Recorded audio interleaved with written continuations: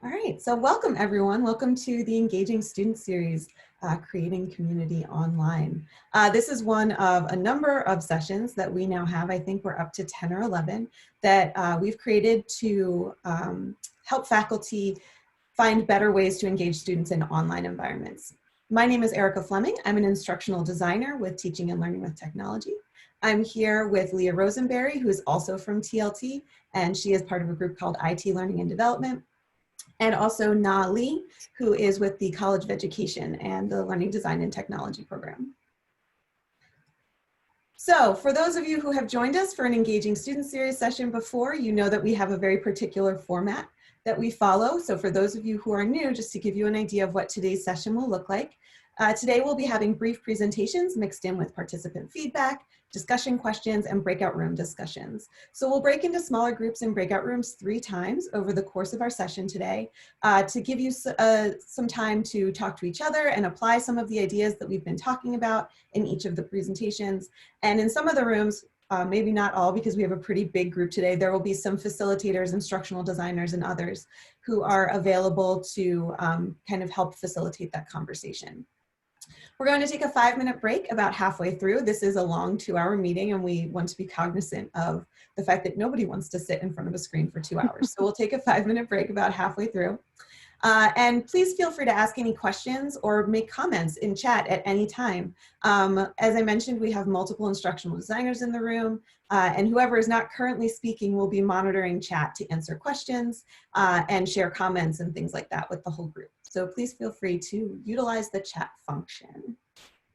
So just to give you an idea of what we're going to be covering today, by the end of this session, you should be able to plan and set expectations for building community in the online space of your fall course, develop strategies that make you seem like a human, not just a teacher, to your students, and determine what technologies are appropriate to aid in community building in online spaces. So I'm going to go ahead and turn things over to Na, who is going to start by sharing some research. Thank you, Erica. I'll show my screen here.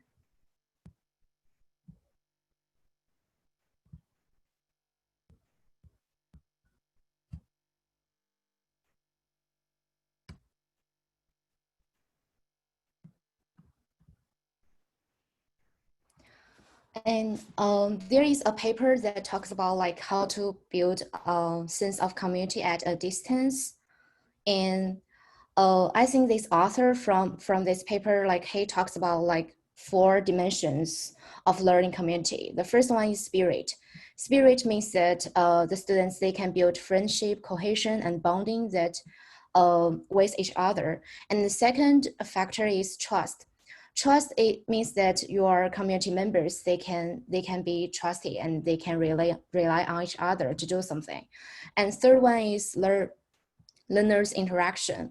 Learners interaction is divided into two different interactions. The first one is task-driven interaction, and the second one is social emotional driven interaction. For the task-driven interaction, it means that the students respond to the classroom discussion topics, and there are some like peer assessments. Social emotional driven means it's very largely self-generated. It means that learners, they can exchange empathetic messages, and they can also like they are willing to self-disclose themselves. And the first one is common expectations. It means that in the same community, the people here, they can be committed to a common educational purpose, and they can also, their learning needs are also satisfied through participation in the community. And the next one is about why online learning community is very important. And also from the same paper, this author, he talks about that through building online community, the students, they can build strong feelings, and they just think that they belong to this same community. They can increase their persistence in a course, which helps reduce course dropouts. And the second one is that building online learning community building can increase the flow of information among all learners. And also you you are aware that you can seek for available support from each other. And also members from the same community are committed to the same group goals, and they can also collaborate among each other. This will increase their satisfaction with group efforts. And in this paper, the author also talks about like the 7 factors that will influence online learning community building. The first one is transactional distance. The instructor should like decrease psychological and communication space between learners and instructors. The second one is social presence. It means that the individuals from the same community, they are aware of the extent of each other. The third one is social equity. It means that the instructor should ensure that equal opportunities for participation by all of the students. The first one is small group activities. According to the author, according to some research, the students, they can become more engaged in a variety of learning activities if they work in a small group. For example, there are some student or teacher-led discussion groups, debates, projects, and collaborative learning group. And the fifth one is group facilitation. It means that the instructor can strengthen, regulate, and perpetuate the group as a group, and should facilitate the group like work like a real group. The sixth one is about the teacher's teaching styles and learning stages. The teacher should help students become more self-directed in their learning, and he or she should like accommodate the needs of students regardless of their learning stages. The seventh one is about the community size. According to the research, the author talks about that 8 to 10 students appear to be a reasonable estimate in a community, and 20 to 30 students seem to be the most learners that a single online instructor can reasonably handle for students' discussion. That's, I think that's my part for the research. Nah, thank you so much. I'm gonna go ahead and take that screen share back from you. Okay. And all right. So now, thank you so much for sharing some of that research with us. So now the idea is, how can we apply some of this research to the things that we're doing in the classroom in online environments? So the best place to start when planning for online community is to determine why this community building is important to you in your course context, in your disciplinary context, and why your students should care. So what is your goal? So a couple things to consider. How can you make online interaction a part of the learning process? This makes community building purposeful and less arbitrary. It's not just, oh, we're going to do some group work. It's, we're going to do some group work because, and here's how it's going to help you in the future. So along the same lines, what kind of online community will they be expected to engage in their workplace, with their colleagues, with their bosses, with their clients? This can help with student motivation if you can tie the work that they're going to be doing in your course with work that is going as a learning opportunity for how they're going to be working in groups and engaging in online community in the future. Once you answer these 2 questions in particular, can you build online interaction and community into your course objectives so that students understand its importance and communicate that to them regularly? So once you've determined your goal, you should build a course plan that takes community into account. So how can you build community not just between you and your students, but between the students themselves? You can do this by creating informal community building opportunities for your students, as well as building community into some of your assignments. So we'll spend a little time going over how to do this. So first, plan for regular communication. And that starts with deciding what regular means to you. Will you send out announcements and emails to your students weekly, bi-weekly? How often should the students expect to hear from you? And how often should they expect to communicate with each other? Also think about the ways that students interact informally in residential classes. How can you provide a space for those types of interactions? And how can you make sure that this is a central part of the course and not just like an add-on? So some ways to introduce informal group work and informal community building include things like creating well-crafted discussion boards that are on more than just course content. So can you engage students via discussion boards on other topics, the way you would chat before class starts, the way they would engage with each other before class starts or as they're leaving class? One resource Leah just put into chat is the Generating and Facilitating Engaging and Effective Online Discussions. This is an open education resource from the University of Oregon that's really wonderful in helping to build discussion boards that students will actually participate in.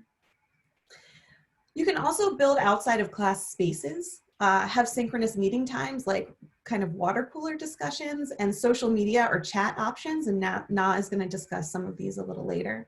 And create these options even if your class is completely asynchronous. So whether you're having a fully asynchronous class or having synchronous meetings with your students, or even in-person physically distant spaces, those spaces are still going to feel pretty distant.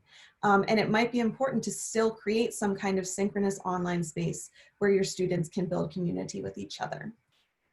And then finally, consider participating in a virtual event related to the course content that you can discuss as a class later. And this can serve as a shared experience. And I think Leah is going to talk about this a little bit later as well. So next, you should consider providing opportunities for informal group work. So summative group work is often stressful. It can be done well, but students often resent it, and it can be hard for them to find meeting times if they're working on things together. Any of you who have done a group project in your class have heard the student complaints, no matter how well built it is. This can be magnified in the online space when there is even less connection between students than there is in an in-person environment. So consider potentially building group work into formative assessments, those low or no stakes assessments that aid the learning process, rather than displaying knowledge that needs to be assessed. Also consider encouraging or requiring students to form study or exam review groups. Those can be synchronous or asynchronous. So just encouraging them to work on their course content together in a way that makes them feel like it's important and they're motivated to do in some way. This can be really helpful to help them build those ties that they would have gotten in the in classroom space. Finally, consider revamping or incorporating something like online peer reviews to take advantage of the online space. Canvas has some really good peer review tools available. I've actually used online peer review in my classes really successfully, and I know quite a few other instructors that have as well. But you have to make sure that instructions are very specific and detailed. Make sure the students know exactly how to respond and how to give constructive feedback.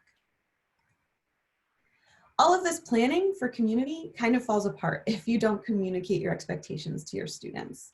So make sure you include information about all of these options and opportunities in your syllabus, but also communicate them verbally during synchronous class sessions, include them in course announcements that you're going to remind them of all of these opportunities. Just make sure that you are reminding them regularly. Also remind students of the benefits of these community building options that you're providing for them. How will their grade benefit? What will they learn by engaging in these activities in online spaces that they can take with them into their professions? Link them back to the objective that you hopefully created to support these ideas. Finally, before we go out to our first breakout room, I want to talk a little bit about what it looks like to plan and embed empathy into your course plan. So in instructional design, empathy is kind of the first step in designing or redesigning a course. Instructional designers take the needs of the students into account as they're building course objectives and other course materials and assessments. A lot of faculty do this as well. So integrating empathy into our course plans is important now more than ever. We may have to fulfill more needs than just the learning gap. So when you're planning course materials, take into account the many varied experiences that students are having due to COVID. I know you are all thinking about this really extensively in your own lives and probably have dealt with many of your students as well. So this can include things like physical health for your students themselves or their loved ones. They might be having problems with mental health, feelings of safety or lack thereof, especially with students, a lot of them coming back to campus. They might have complicated living situations that make it difficult for their learning. And they might have issues with access to reliable internet, problems with their visa status, and many, many other things. So we're all considering this. These are all things that we've been thinking about since March, obviously, right? But it's really important to create a plan that allows for flexibility for students, regardless of their personal situation. So go into the fall planning that there are going to be students that are going to have difficulties and are going to need accommodations more than you might normally be intending in a normal semester. So this can and should, if possible, include a statement on your syllabus of your plans for flexibility due to the current state of the world, and reiteration that this flexibility throughout the semester. So remind them that you understand and care about their health and their well-being in addition to their learning. So what can this look like? Leah's gonna put a couple links in chat, and we'll make sure we share these out with you in the follow-up resources after this email. But I have two resources in particular that are just two examples. One is COVID specific and one is not. So I'm just gonna share one really quickly and give you a chance to take a look at it. But the idea is it's just a simple statement that basically just tells students, I recognize that this is the state of the world and I plan to be flexible with you, and details exactly how this professor planned to be flexible. So just gives you a couple ideas of what this could potentially look like. The other statement that Leah linked in the chat is just a health and wellness statement that is not specific to COVID, but was created by a faculty member who just wanted to communicate to her students that their well-being was important to her. And so finding some kind of way to let your students know that this is an important aspect of your course and the way that you feel about them as their instructor can be really helpful in this really difficult time. Also, be sure that you share university support resources, both across the Commonwealth and campus specific, with your students. Let them know that there are others on campus who want to help them and are prepared to help them. We do have a lot of supports in place and available. So with that said, we're going to go into our first set of breakout rooms in a minute. So Leah's going to be posting a link in chat in just a minute. And if you navigate to that link, I'll wait till she puts it in there. You're going to be going to a document that looks like this. And thank you. Just make sure that's yep. So in a couple minutes, we're going to open up these breakout rooms. For those of you who have been part of an ESS session before, this will look familiar to you. But when you get invited to the breakout rooms, you're going to get a message that pops up on your screen that says you have been invited to the host has invited you to breakout room number, and there will be a number after it.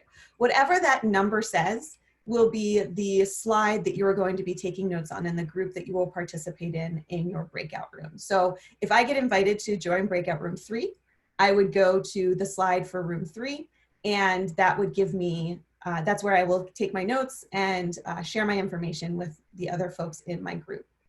So just so you know, for our first breakout room, you'll be taking notes in this section of the breakout room document right here. And if you look at the bottom of this web page, you can see the notes at the bottom contain all of the prompts for each breakout room. So our first breakout room question prompts are here. So if you forget what we're talking about or what you're supposed to be discussing, that's where you'll find those prompts. So we'll open up those breakout rooms in a minute. We haven't yet, so you shouldn't be seeing anything on your screen yet. But just so you know what we're going to be discussing.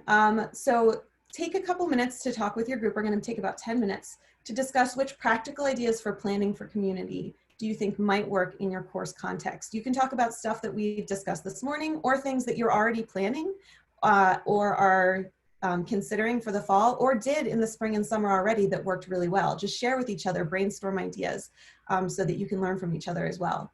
And consider talking about some ways that you can embed empathy into your teaching in the online environment. So what does it look like in your disciplinary context, and how does it look different than the way that you empathize with your students in a face-to-face setting when the world is a little bit more normal? So please, if you have any questions, pop them into chat real quick. We're going to have, Leah's going to open up those rooms in just a moment, but I'll wait 1 second to see if there's any specific questions in chat first.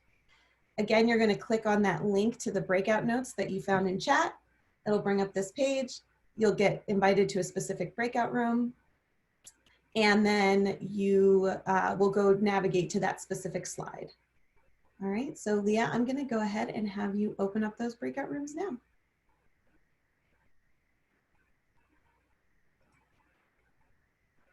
If you are having trouble getting into the document, if you can't click it, you might need to highlight the link and copy it and then paste it into a web browser. It might not be clickable in everybody's window. I think that depends on what version of Zoom you were using. Leah, is that correct? That's correct. And one more thing, I have a couple unassigned people, so I'm going to put those in now. So if you don't have your breakout room link yet, please don't worry. It is coming right now. Thanks, Leah. All right, welcome back, folks. I think we should all be coming back into the room. I hope everybody had productive conversations. I know group 8 had some really great conversations. So we are going to try to pay attention to time and move on a little bit, but hopefully we'll debrief from our next breakout room and talk a little bit more about some of these things. So I'm going to go ahead and hand things over to Leah. Thank you so much, ma'am. Can you see my screen okay? Yep, you're good. Okay, good deal. You never know. You have to check these things. So welcome back, everybody. I hope you had a great breakout room. I was sort of trying to make sure everybody was okay and put them in the right places and stuff. So anyway, my turn. I'm going to talk about fostering communication, and we're going to start with, fostering human connection. And we're going to start with what you as the instructor or kind of facilitator can do. So the very first thing is what you want to make sure to do is recreate the non-content related moments of your face-to-face class in that virtual setting. And so whenever you walk into class and it's a face-to-face class, you might say hi to the first people who are there and that kind of thing. And we just want to make sure that you're kind of recreating that, doing that same thing in the virtual environment as well. And so there's some easy things you can do with that. You could do a chat question at the beginning of class, maybe just ask people where they're from, or maybe ask if they have anything planned, or something crazy happened over the weekend, some weather, I don't even remember now. But just anything like that, just kind of something to break the ice, to get people talking. If you can get students talking about non-content related things, they'll be more likely to keep on talking about the content related items. And so that'll be a good thing. The other thing you can do is make sure that you try not only to draw students into your own little course community, but also the bigger Penn State community as well. Talk about events that are going on. They might be virtual, they might be in person, but if you hear of anything, make sure to say, hey, don't forget this thing is coming up, or did anybody go to this event, or something like that. And then also maybe important news. We've been having certain town halls and, just different things that have been going on. And so when you mention that to students and you kind of strengthen their tie to the school as a whole, that'll also strengthen their tie to you. And so it makes them feel like you are looking out for them, which we love. Another thing you can do is to try to make sure that you're using your webcam. This doesn't mean you have to do it the entire time. It gives you as the instructor a human face, so you're not just sort of a talking head on the other end of the PowerPoint slides or whatever. It increases engagement because they can see your facial expressions, they can see your body language. I'm a hand talker, and so they can see your hands and different things like that. It makes them feel like they know you a little bit better. It also reinforces digital literacy. These students are having virtual interviews for jobs and things like that. So any of that modeling that we can do to help them sort of get used to the virtual environment and do, demonstrate good practices and best practices would be really helpful to them. Also, if you do record it, it can be reused. And when I say reused, I mean if you have a student that is absent that day, or if you have a student who maybe you're discussing something important and they want to go over it and listen to it again for an exam that's coming up, things like that. And so again, also take bandwidth into account. You don't necessarily have to use your webcam for the entire time, right? You could use it a little bit at the beginning and then a little bit at the end, or maybe when you're doing your kind of lecture part of it, you could just do the PowerPoints or however you lecture, but then more of the discussion part of it. So you can use your best judgment with that, but I think it really makes a difference as far as students feeling like they can get to know you better. The bandwidth thing, like I said, I know the Zoom service team is coming up with a kind of a knowledge-based article, and we'll push it out to everybody, of course, that says it's for instructors and also for students about what they can do to help with bandwidth issues. Make sure nobody else in the house is using, you know, something that is bandwidth intensive, that kind of thing. And so, like I said, we'll make sure that that gets pushed out through all those good channels. I already talked about using it at the beginning and the end of class. Then the other thing too, and it's just a small thing, is go to your Zoom profile picture. No, go to your Zoom profile. And if you don't have a picture there, add a picture. So that way, when you're not sharing your webcam, at least if they see your little Zoom icon, you might call it, instead of just being a name without a picture and just some, you know, just your name in there in a black box, it'll have your picture. So that's like a little kind of in-between way to get some human connection there. The other thing is to make connection more human if you can. Do a welcome email or a pre-semester email. I think we're actually, more information is coming about this, about what administration actually wants to have in these emails and things like that. You want to send it pre-term if you can. Be warm and welcoming. I'm sure you will be, but just in case. And then make sure that you address that uncertainty and anxiousness. Erica talked about this a little bit about, you know, the kind of the empathy and things like that. That's exactly what it is, right? I have a friend whose son is accepted to University Park and was going to come. And I can't tell you how many times I've gotten messages about, what should we do? Should we do online? Should we do face-to-face? And, you know, it's just this menacing kind of craziness, like hard decision to make. And so whenever we send out something, it's not even like we have to have a good answer. It's just kind of acknowledging that they're nervous or anxious or something like that. Makes a big deal. Also, tell them how to do well in the course. I'm a recovering math teacher, I always say that. And students, aside from COVID or anything else, are nervous about, at least in my experience, math classes in general. I'm sure there are other subjects too, but math seems to be that one that's like universally okay to say that you're terrified of and everything. And so when I talk about that in a pre-term email and say, hey, lots of people are nervous, I promise you're not the only one, they seem to respond to that. So just keep that in mind as you're doing your that pre-term email. I forgot to do a setting. Hold on, let me do one setting here. I want to make sure that you can hear my sound because I want to share something with you. I might have to start sharing. I'm a Zoom expert and I know I can do this. 1 second. There we go. Perfect. Okay, there we go. I want to play a little clip for you. I'm just going to click on this and it's going to pop up. So there's a thing for the iPad, a piece of, or an iPad app called Show Me.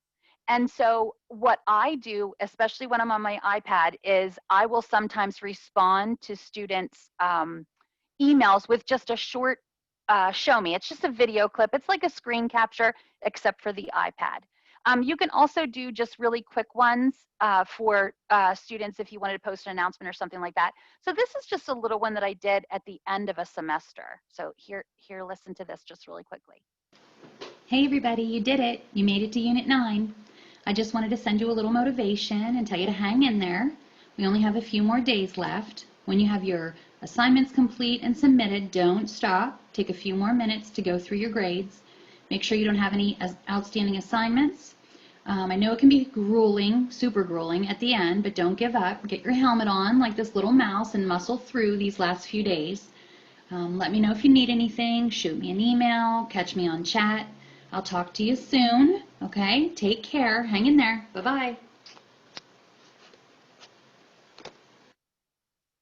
And so it's just a really small thing that you can do to kind of, again, make them feel like you care about them and things like that. When I respond when I respond to a student with a little video clip or a little screen share. And it honestly, that's easiest for me to do in math. It's harder for me to type something up than it is for me to, than it is to do like a little screen share like this, just using my finger on the iPad to write on a whiteboard or whatever. They feel like I did something so amazing for them. And so, just think about things like that. One app, there are others, but one app, that's the one I've used, is called Show Me. And so you can get it for the computer or for the iPad. I use it for the iPad just because it's super fast. All right, so that was like the human part of the instructor. So there we go. And so let's talk about the human part of what we could do with some classroom strategies.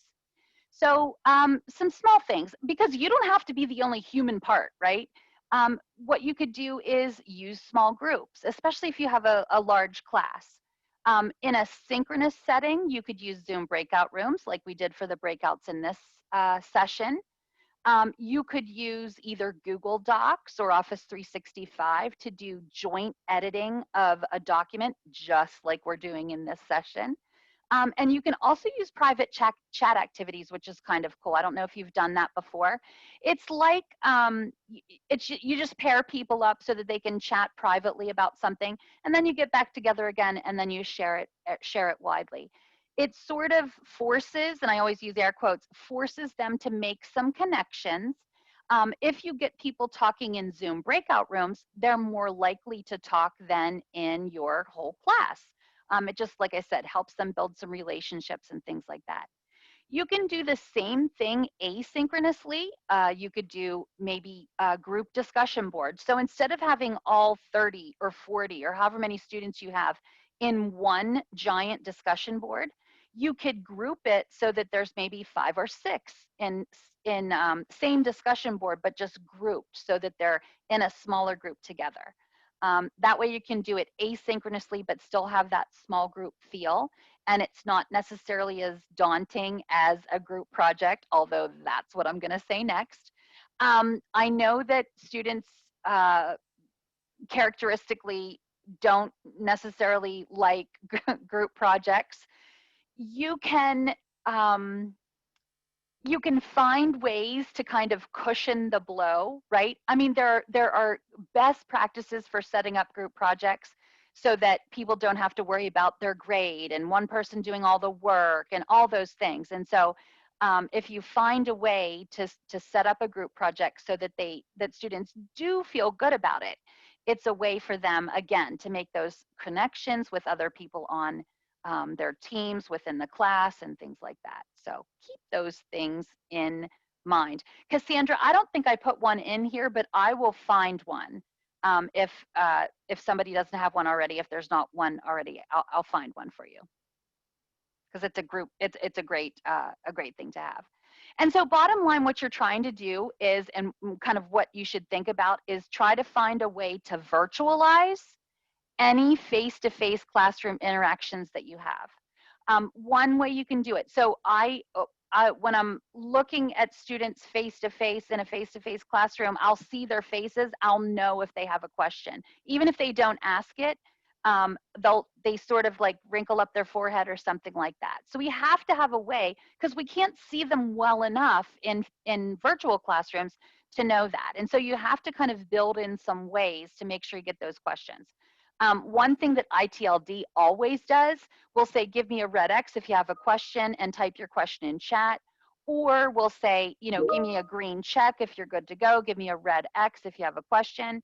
You can also do the hand raising in Zoom to do it that way. One thing I love about the hand raising is those raised hands stay in order. So you'll know exactly who raised their hand first and so forth. So you can do it that way. We do small groups in face-to-face class, so we can replicate those like we talked about in Zoom with breakout rooms. Brainstorming on a physical whiteboard in a class, we can do that in a Google Doc or in a whiteboard in Zoom. So there's lots of different opportunities to do that. But basically the way to think about it is, okay, what do I love about face-to-face? And then even though it's not going to be quite the same, how can I translate that, right, to a virtual classroom? So those are things to keep in mind. And then the last part is humor. And I always feel a little bit apprehensive about talking about humor, only because I'll have people that say, but I'm not funny, I can't do it, or whatever. And so I'm going to show you some ways right now how to incorporate humor, even if you're not funny. So we'll see how that goes. So first of all, why should we even use humor to begin with? So Appleby did a study in 2018. The reference is down at the bottom, and then I can also, whoopsie, I forgot to paste it in chat. I can paste it in chat for you. I have my breakout rooms in the way. There we go. All right. And so what was found? It increased learning, self-motivation, class attendance, and test performance. I think those are all really great outcomes, right? And so just by using humor, they had all those increases. And so I love that. It makes the, I don't want to say drudgery, but sometimes some of the topics I cover in math, I'll tell you that outright, or you could say drudgery, right? Some of them are like, ugh. And so anything that kind of gets over that can make a big difference. Appleby also found that the creation of a positive social, I'm sorry, humor led to the creation of a positive social and emotional learning environment. Super important right now with everything that's going on with COVID. Students need to feel good. They need to feel good about where they are. Like sometimes life is sort of not the best. And so if they can feel good in your class and feel supported in your class, that is just an amazing, amazing result. Third one, a reduction of anxiety and stress in dealing with difficult material. Again, this one is what I deal with in math sometimes. They're just afraid of the material. And so humor lets them take a step back and not be as afraid. It sort of helps a little bit. McCabe, Sprute, and Underdown found that students perceive their success even in difficult classes based on their interactions with their instructors.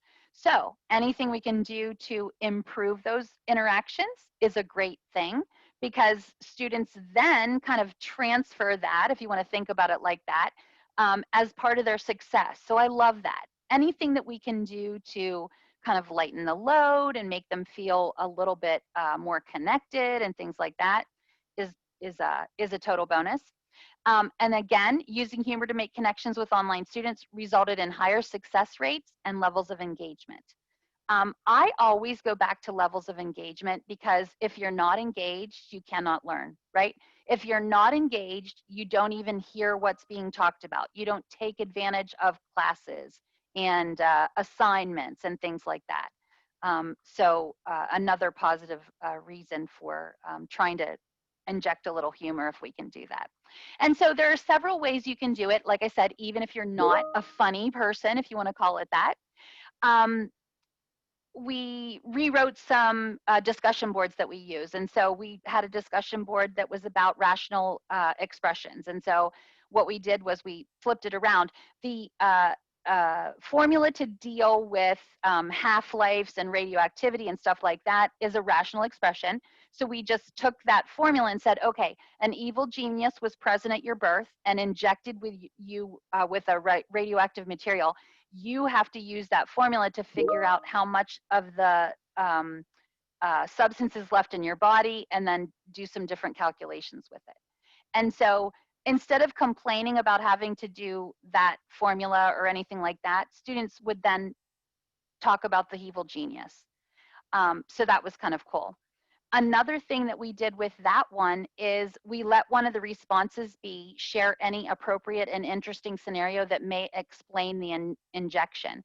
So I have students all the time that are kind of like more creative / writing / whatever you want to call it types than they are more math, but they still have to take a math class because it's part of, you know, their degree or something like that. This gave us a way to kind of give them an opportunity to use something that they liked, but they were still talking about math, which made it really exciting. So it sort of gave them an outlet for just one of the responses. They still had to do the math in the other responses and things, but it let them use that creative side. I know just by the length of the responses that I got and stuff like that, that they spent way more time writing than they would have of doing just an extra equation or something. And so that made a big difference. Another one we did was the quadratic equation. Instead of just talking about quadratic equations, we said you're being shot out of a cannon. How long will it take you to hit the ground? And then they took the equation, they, you know, did some different calculations. Kind of if the time is negative and, you know, different things, it just gave them an opportunity to kind of tie a real life scenario, as real life as getting shot out of a cannon is, with math, so that it sort of gave them an anchor for their thinking. It wasn't so abstract, which made a big difference in how well they learned it and understood it. We did the same thing with this one as far as explain a scenario why your classmate was shot out of a cannon. And so again, super creativity. They seem to love that, and things like that. Another way you can include humor is with Bitmojis. And so you could just stick them in an announcement, right? Some encouraging ones. You got this. You can do it. We got this. I can have, it was easy to do just quick responses to questions and things like that. I could tell them they did a good job or nice work or something like that with something like this. It made it a little tiny bit more memorable, and they seemed to enjoy it. They would make comments on it on evaluations and things like that. My favorite one is I'm flexible, right? Because if they would ask me for an extension and I would let them, I would just say I'm flexible and do it that way. And it, like I said, it just lightened the mood a little bit. And then humor with memes and cartoons. So you don't have to come up with these on your own. You can either do a search to find some, but you can create your own too, which is good. Erica's going to put a couple of websites in there for me. Meme generator is probably my favorite, and so you can type in, you select an image, type it in, and then you can put, you know, it'll have the little what do I call it? The little, the link to it at the bottom of it. You know what I did, Jesse? If you have Chrome, there is a Chrome extension for Bitmojis. And all I do is I go to Chrome and I just copy and paste it into whatever I do. I could do it in, like Gmail, it integrates automatically, but I just did it with a copy and paste. Carrie, as long as you're doing if you use the site and use the link on it, you should be fine as far as that goes. The pictures that are up there, the other thing you can do is use your own picture, right? You don't necessarily have to use, what's his name? I can't even remember what's his name. Yeah, you get the idea. Yes, Austin Powers. Shows what a nerd I am. I don't know anything. Okay, perfect. So yeah, so I see you're doing your math homework in pen. I too like to live dangerously, right? And it, like I said, it doesn't have to be, they just remember stuff like this. It's amazing what my course evaluations look like. It's not, well, it's hopefully it's about some teaching too, but a lot of it is about things like this, extra things. I told them this last time too. I had a teacher that would put, and seriously, this was like first year of college, so a long time ago. I had a teacher who would put a math cartoon at the end of every math test. I remember that to this day, and that is a long time ago. So just those small things make a difference. Here's another one for Big Bang fans and statistics fans. If hotness was a normal distribution, you'd be 3 standard deviations above the mean. I love that one. And Erica reminded me of a really good thing the last time we taught this. Keep your international students in mind because they might not get some of these jokes, right? Well, I mean, anybody could not get some of these jokes, but just think about that as you're going through to make sure that you're keeping your entire audience in mind. Here's another one, as X approaches infinity. And so here it says, just don't let him go off on a tangent. He goes on forever. So you math people might understand that. But again, so here's the little, you know, here's the here's who wrote it and things like that. So I almost can guarantee you, if you do a search for whatever your subject is, cartoons, you will find a website that lists a bunch of cartoons. So keep that in mind. The far side has a ton of math stuff. And then include humor with personal stories. Students love it whenever something happens. Like students love it whenever you had, like when my dogs bark in the middle of something, they feel like I'm human, right? It feels like they're just like me. And so they're very forgiving and things like that. So keep that in mind. But one personal story that I always share is I used a test generator to make a math test, a multiple choice one for something that I had to do one time. And I forgot to shuffle the answers. And so every answer for the math test was A. Now, because math is math and you know how people are, I think only one person realized that. But every time I talk about it, students get a kick out of it because, again, they like to see us mess up too, right? It makes everybody human, which is like the whole point of our little presentation today. So best practices. Use humor to support content. Of course, content comes first. If you can't use humor while teaching the content the way that you're supposed to, then don't use humor. That's why to find those kind of sideways to put it in with memes or bitmojis or something like that, that is a good way to do it. Another thing, like I did with those two examples I showed you, find an application that you can integrate humor into so that you're still doing the content, but it's a little just, you know, something kind of funny on the side. Another thing, find ways for students to use humor, allow them to be creative. You might let them make memes. I bet if we let students make memes, we would have a little lifetime supply.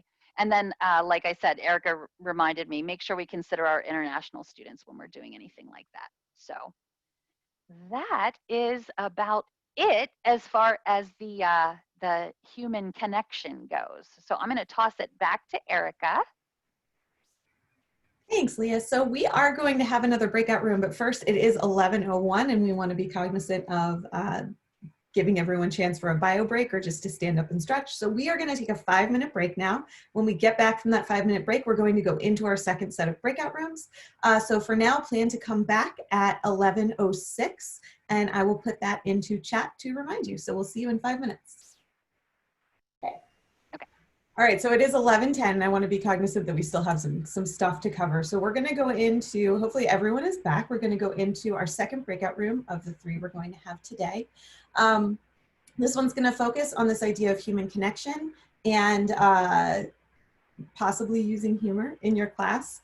So we're going to talk about name a strategy for human connection that we talked about today, or a different one that you will use in your teaching for fall. Maybe it's something you did in spring or summer that worked well for you, or just ideas that you have from talking to other faculty or the research you've done on your own.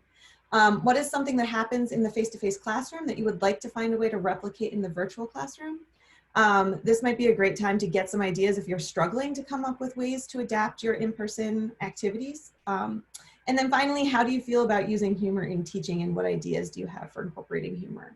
I know I personally embrace the dad jokes. I wish they were called dad and mom jokes. You don't have to be a dad or a mom to have dad humor, but I love the make stupid jokes in order to make students laugh, but not everybody's comfortable doing that. So talk a little bit about how you embrace humor in your classroom and what works for you. So again, we're going to go into those breakout rooms again. I'm going to repost the links. Did someone have a question? I think I heard someone talking. So I'm going to repost the link to the collaborative slide deck into chat in case anyone closed that out. If you open up that link, it again will bring you to this document that allows you to take notes, and you will get invited to your breakout room in just a moment. Just as a quick note, we've had a little bit of a shift in attendance, some people joining late, some people leaving early. So there's a possibility you might not be in the same room with the same folks that you were in with before because your group shrank too small. So just keep that in mind as you are going into your groups. Feel free to pop questions in chat. Leah is staying in the main room and can answer questions and assign people to rooms as they need to. Otherwise, Leah, why don't you go ahead and open up those rooms? All right, welcome back, folks. I think we have everybody back in our room real quick. So just really quickly, I'm gonna go ahead and share my screen before I hand things over to Na. If anyone in your group, if you or anyone in your group came up with an idea for human connection or adding humor into your courses, would you mind just typing in chat real quick? Let's see if we can kind of crowdsource some ideas here, if you don't mind.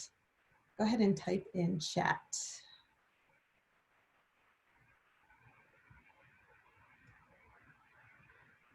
Can you repeat the prompt? Sure.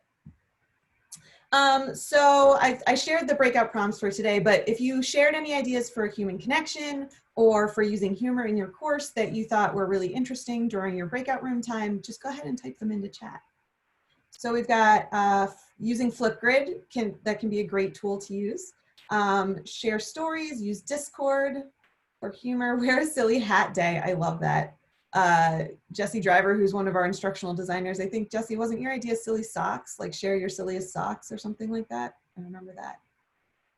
Let's see. Some of us talked about how depending on the course content, it can be difficult to use humor. Yep, that is course relevant, but we talked about other ways to use humor and showing pets, etc., that can lighten the mood. That was my group. We had some very delicate course content that you can't use the content with humor, but what would you use Discord for? I don't know it. So Ronnie, I'm not going to talk too much about Discord. Both of my children use it. They're both teenagers, but it is a chat, basically. It's a chat function or application that you can use to encourage synchronous interaction with your students, sort of like having like Slack or Teams or something like that, but they can also speak, like there's audio and video and things like that too. My music class, I have them recall and talk about early childhood memories about music. Oh, that's cool. So bringing in personal experiences, that's a great idea. International Blank Day, post a picture, love it. Social media, have students share photos or memes that they love or that make them smile. I love that. So Robin was also talking about that before we went into our break as well, having them share their own memes that they found or created themselves. It's a great idea. Embed those images in next week's slides. So call attention to some so students know that their content might get chosen to be featured in the next week's slides. That's a great idea. I like that a lot, Charlotte. Thank you for sharing. So one of the reasons why I love these ESS sessions so much is that I feel like we all get so many great ideas from each other. Every time I host one of these, I get more ideas that I can incorporate into later sessions. So thank you guys so much for sharing. We're going to move next into talking a little bit about Penn State supported tools that you can use in order to facilitate collaboration and human connection and online community among your students. And Amy's mentioning Flipgrid in chat right now. And if you have questions about Flipgrid, it's a really great tool. We can talk about that later as well. So I'm going to go ahead and hand things over to Na to go into kind of our last section of content. Thank you, Na. Thank you, Erica. I'm going to share my screen here.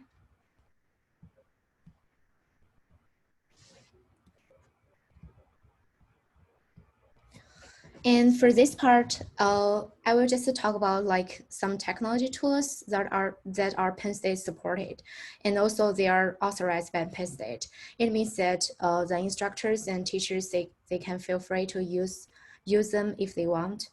And there are 4 tools here. The first one is Microsoft Teams. The second one is Pieta, and the third one is Google Doc. The final one is Yammer.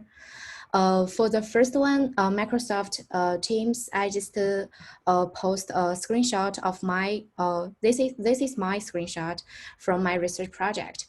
And the first strong feature of Microsoft Teams is that you can use it to communicate with your students and with your classmates in real time, and you don't need to pay anything for it.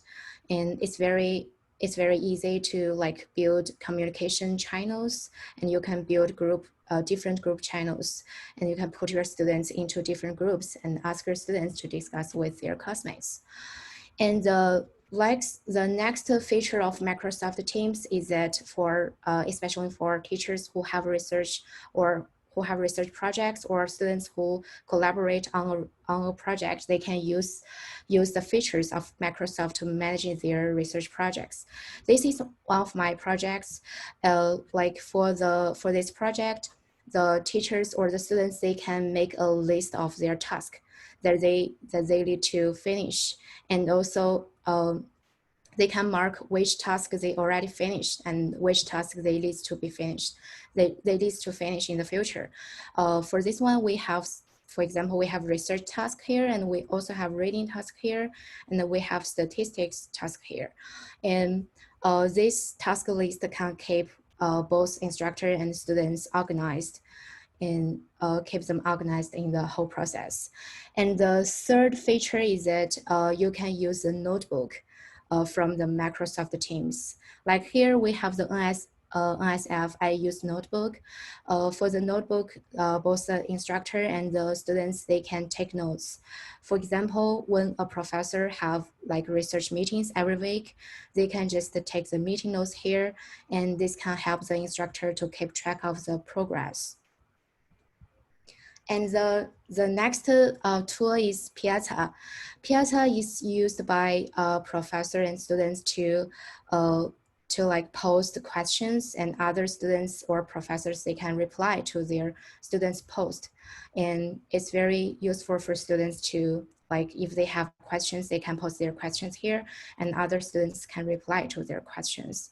And I will have a very short video to explain how to use Piazza.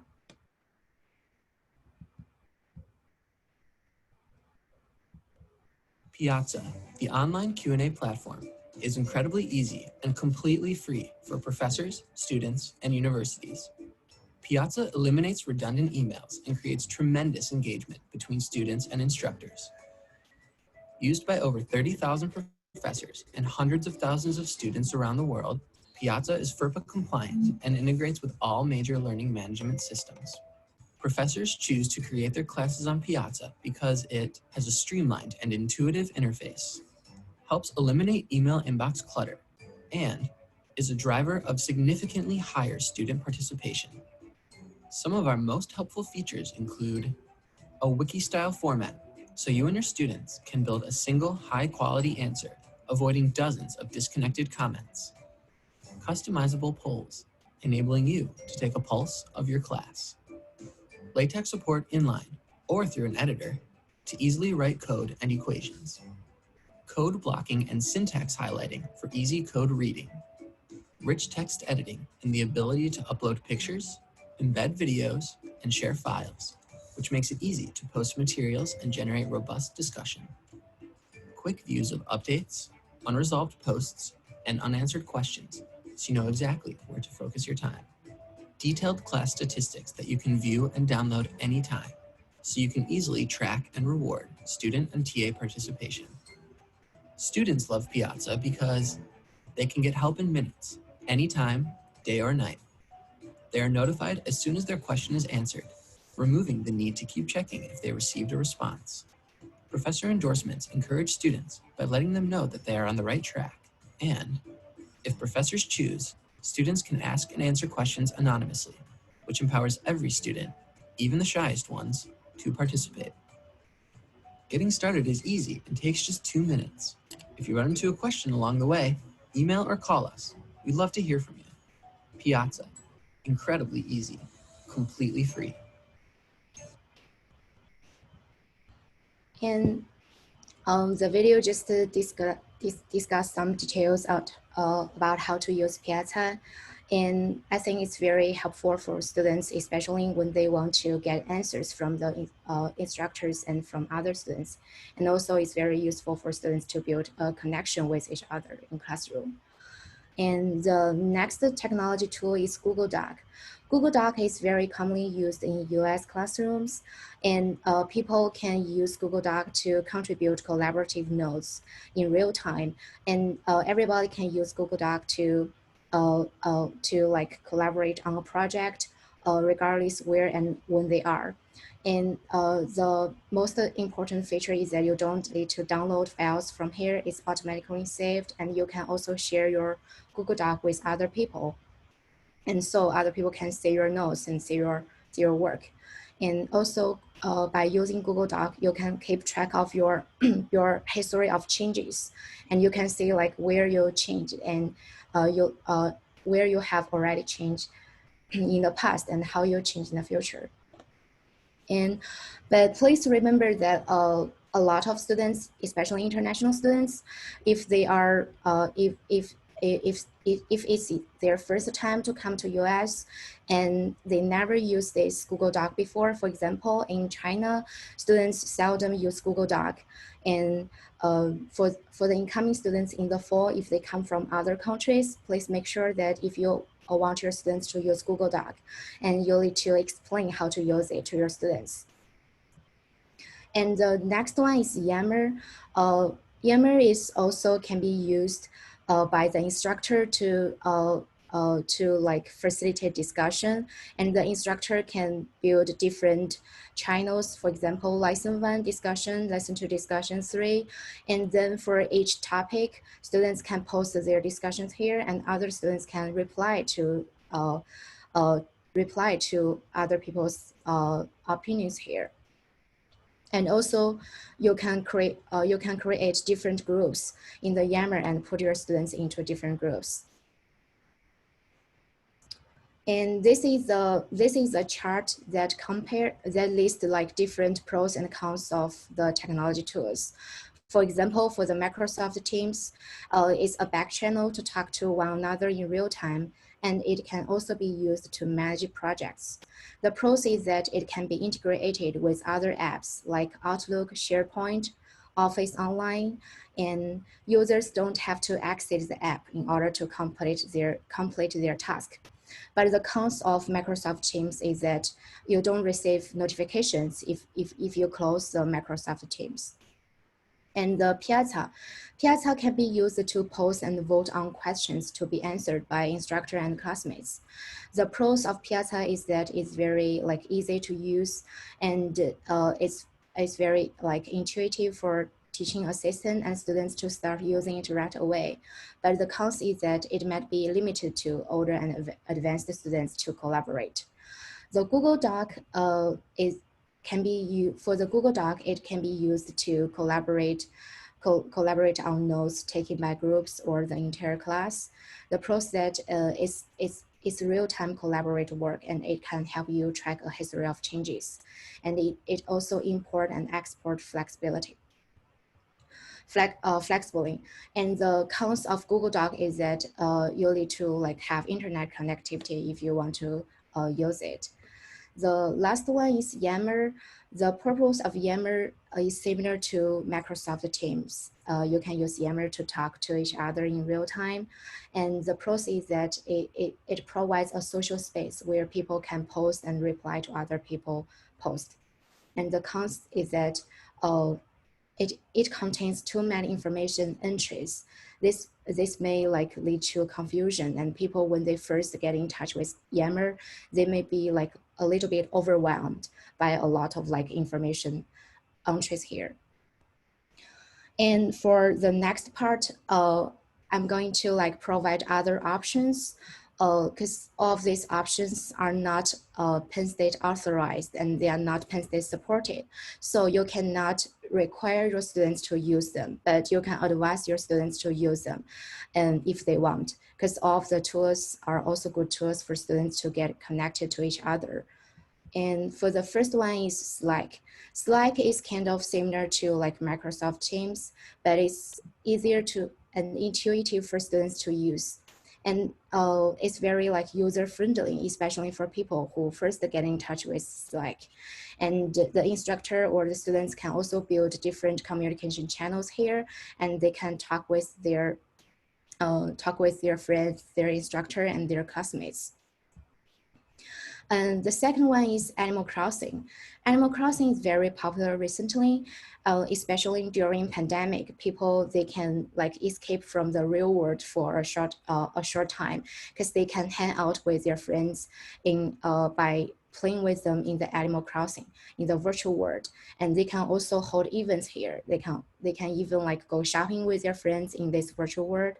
And this is very useful for students outside of classroom. They build friendship and they build bonding with each other.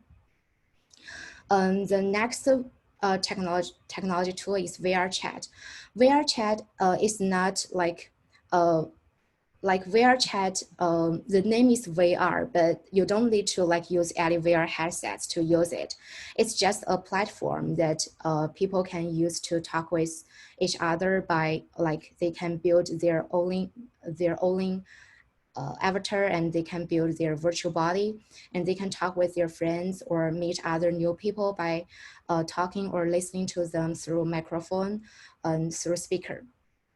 And it has psychological benefits for people who have like social anxiety or who feel social disconnected to other people. They can use this to talk with their people without meeting person to person. And the next one is Verbella. Verbella is also a tool, like a virtual space for people to get together, and people can go to use Verbella to hold events, and they can have meetings, and they can also have classes here.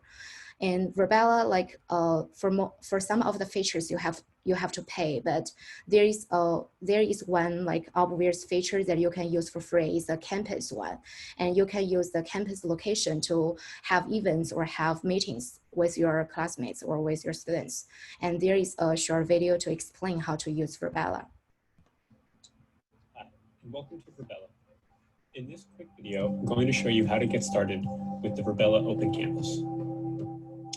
First, open up the software by double-clicking on the desktop shortcut that you'll see once you've installed the software itself.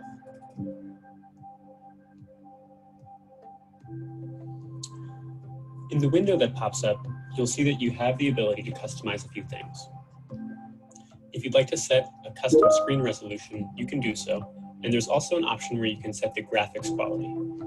We recommend trying it out on best, but if you notice that Verbella is stuttering or has other performance issues, then next time you open it up, go ahead and try one of the other settings.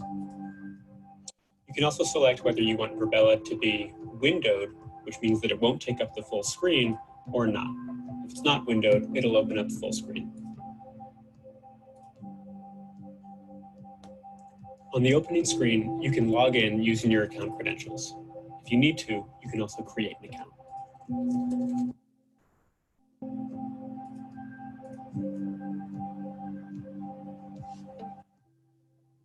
Before you actually enter the campus, you will be given the option to customize your avatar. I've already customized my avatar, so it loaded me up with the avatar I had already chosen. Once you're in the campus, you can move around by pointing and clicking with your mouse, or you can use the W key to move forward. The A and the D keys will move you from right to left, and the S key will move you backwards. To stay in the same position, but just to rotate your camera, you can press spacebar and then move the mouse. This will change your viewpoint. When you first enter the campus, your microphone will be off. That means that others won't be able to hear you. To turn it on, simply click the button in the bottom left. You'll see the icon turn green. You can also communicate with text chat in the window just to the right of that button. In the bottom right, you'll see a mini-map that gives you a bird's eye view of the campus, and you'll see where you are because you're the triangle that's moving around. The open campus is large, and there are lots of different spaces. You can get around by walking, or even you can hold Shift to run, but it's often easier to use the Go-To menu in the top left to teleport to a specific room or place. You can click Go-To to see all of the available rooms that you can teleport to. If you'd like to see where other users are in Verbella, you can click on the icon in the top right and then use the Find Users button. This will show you the names of the others that are in the world and also the specific room that they're in. So there you have it. I hope you know enough to at least get started with Verbella. This is just scratching the surface of what you can do. Hopefully now you can join the campus, move around, talk with others, and teleport to other spaces. Good luck.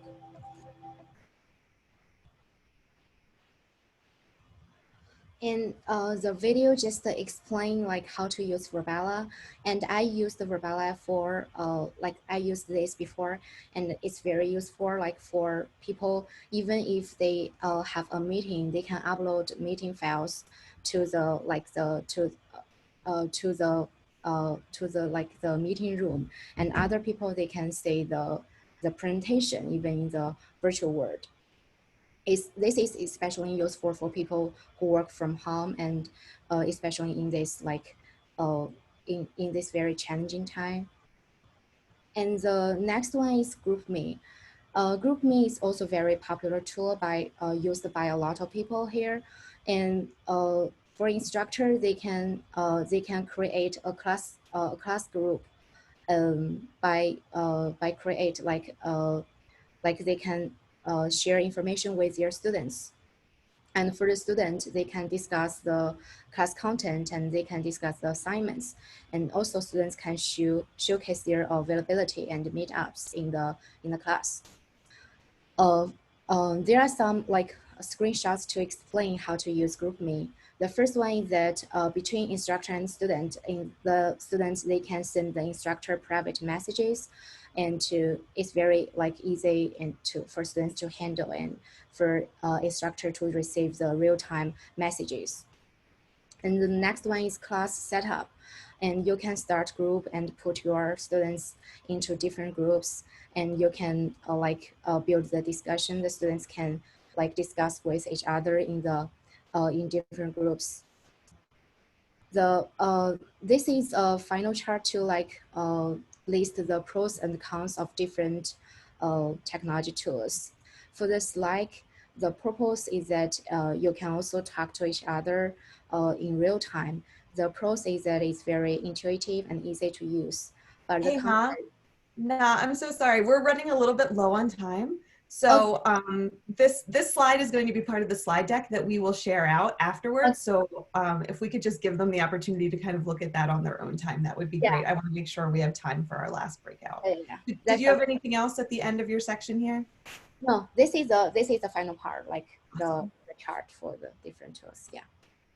So there's a lot of great conversation about surrounding some of these tools happening in chat. I see Amy's kind of responding to a couple of those things. So thank you so much, Amy, for doing that. I'm going to steal screen share really quickly. We are going to go in and out into our last breakout room. And it's probably going to be a little less than 10 minutes. I think maybe 7 or 8 minutes, Leah, because I want to make sure we have time to kind of share out at the end. But we're particularly interested in what tools you currently use to promote community with your students. So whether those are Penn State supported tools or things you use informally and just recommend to your students, share your ideas with each other and how you get your students to kind of communicate.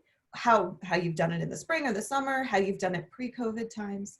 And when we come back from our breakout rooms, we are going to kind of share out a little bit, share some of those ideas of tools that we use. So talk a little bit in your breakout rooms about these things. Again, we're going to be going to our breakout documents for one last time. So you'll be in breakout room 3, and the prompts again are in the notes at the bottom. So feel free to pop questions in chat if you have any, but otherwise I am going to have Leah open up those breakout rooms. All right, I think everybody's getting dumped back in. I know we've only got 5 minutes left, and I want to be cognizant of ending on time. So just really quickly, I'm going to share my screen one more time. If you could pop into chat, what tools did you guys discuss in your breakout rooms that you're currently using or that you're interested in exploring more? I love it when we can kind of crowdsource ideas, maybe ones that we haven't talked about today. So if you've been used a tool in the past, so Justin says Docs and VidGrid, some use GroupMe, says Robin, awesome. Packback came up in one of our group members as well. Using a chat program because Canvas chat is terrible. Yes, if anyone has, I'd actually love to know if anyone has used Canvas chat successfully, because I've yet to hear a good story about Canvas chat. I like how we're adding to a doc during this meeting today. Awesome. We love collaborative docs here at the Engaging Students series. If you have any questions about setting that up, feel free to let me know. using Teams, Piazza or Discord, Google Doc, plan to use Google Docs to record breakout room discussion. Awesome. These are all really great ideas. In earlier sessions, we've heard some other ideas, like folks have used things like Remind. There's an app called Yellow Dig, and I can share all these later. If you're looking to build some community and competition among your students, you can use things like Kahoot or Poll Everywhere to get them competing with each other a little bit. Those can be great tools as well to encourage them to kind of have these kind of relationships with each other. Carly says Padlet. Is Google Docs or Jamboard better for group synchronous editing? It depends on what you're trying to do. So for editing purposes, like if you're talking about a text, I would probably say Google Docs. But we can talk about that later too. Guys, thank you so much for sharing. We're going to share out all of these potential tools. And yes, Justin, we will send out, there will be a follow-up email that has links to all of these resources and all of these ideas. And just something that came up in my group, Group 8, that I just want to remind you of. This can all seem incredibly overwhelming. And again, right at the beginning of the session today, we talked about the fact that you should do what works in your course context. And maybe that means using none of these tools and finding ways to create community just in Canvas or in your synchronous sessions. But always make sure that whenever you're using a tool like this, you're linking it back to what's the goal for my students? How is this going to aid in their learning by using this tool? So just keep that in mind as you're kind of thinking about these things. Our goal is just to present you with options and ideas and some of the pedagogy behind it. So we are at 11:58. We have precisely 2 minutes left in our session today. If you missed one of our earlier Engaging Student Series sessions, we provide the recording, slides, and links to resources in our ESS Pressbook. I think Leah's going to be putting that into chat. This is also where the resources from today's session will be posted, and I'll send out an email to everyone who attended today when they're published. If you're interested in future sessions of the Engaging Student Series, you can find upcoming topics and registration at the link that is also going to be posted in chat. We have some on engaging students through assessments this week, and we'll have another couple coming up in September. When we're finished here, you'll be returned to your breakout rooms with your group to ask final questions, talk about any last minute things if you got kicked out of your room during our countdown. As Amy mentioned earlier, we are going to be having virtual office hours over the next 3 or 4 weeks. And I'm actually going to send out an email to everyone who's ever attended an ESS session with that information, probably in the next day or two, with the links to that schedule. Leah mentioned tech tutors earlier today, so feel free to reach out to a tech tutor if you have specific technology questions or drop into their open office hours. And then finally, we do have a short, very short, I promise it's less than 5 minutes survey. If you would be willing to give us some feedback on today's session, we would really appreciate it. We'll send this link out with the follow-up resources as well. But we're continually trying to improve these sessions to best serve your needs. So any feedback that you could give us would be really helpful. Thank you all for joining us today. We're going to get sent back into those breakout rooms in just a minute. So feel free to leave if you have a 12 o'clock or just need to go get your lunch, or hang out and have a little more conversation. Feel free to do that as well. Thank you so much for joining us. And this is our contact information if you want to reach out to myself, Leah, or not at any point. So thank you so much for joining us.